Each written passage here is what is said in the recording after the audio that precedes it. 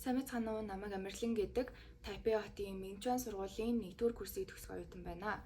Би энэчээ эрэхтэй Тайваны MOE гэдэг scholarship-ийг хүртэж ирсэн. Тэгээд одоо International College-ийн IBT гэдэг мэргэжлээр суралцдаг. Манай сургуульд гэх юм бол гарын 5% багтахаар монгол хүмүүс байдаг. Тэгэхээр ерөнхийдөө байнга гадны хүүхдүүдээр хүрээлэгддэг гэсэн үг. Би анханасаа ер нь ганцаараа амьдраад ингээ бүх юмыг өөрөө хийн гэсэн төлөвлөгөөтэй байсан. Энд чинь болохоор Монголтой харьцуулах юм бол бүх юм нь маш convenient санагдаж байгаа. Жишээ нь төрийн байгууллагууд нь хүртэл гэхэд маш түргэн үйлчилгээтэй, тэгээд айгүй зохион байгуулалттай байдаг учраас юм хөцөлдөхөд айгүй амар санагдсан.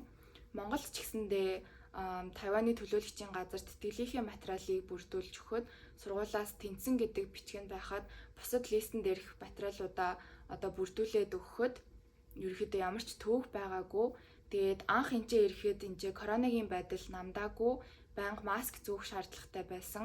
Тэгээд эхэндээ айгүй хэцүү санагдаад надаа ингээ бөхчм дээрээс нь масктай явахлаэр амьсгалж чадахгүй юм шиг санагдчихсэн ч гэсэн хэдхэн сарын дараа дасцсан. Одоо болохоор бараг Монголд яаж өвөлд тэсдэг байсан юм бэ гэж бодож байгаа.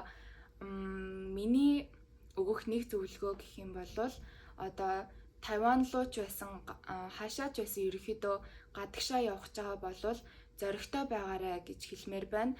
Яагаад гэвэл чи маш олон төрлийн олон орноос ирсэн хүмүүстэй танилцаж харилцсан. Тийм учраас айж хичээд байна гэдэг бол зөвхөн чамайг хойшин татна. Тийм учраас айгүй нээлттэй өөрийгөө зөв хүмүүст ойлгуулдаг. Тэгээд гол нь илдэг байгаарай гэж хэлмээр байна.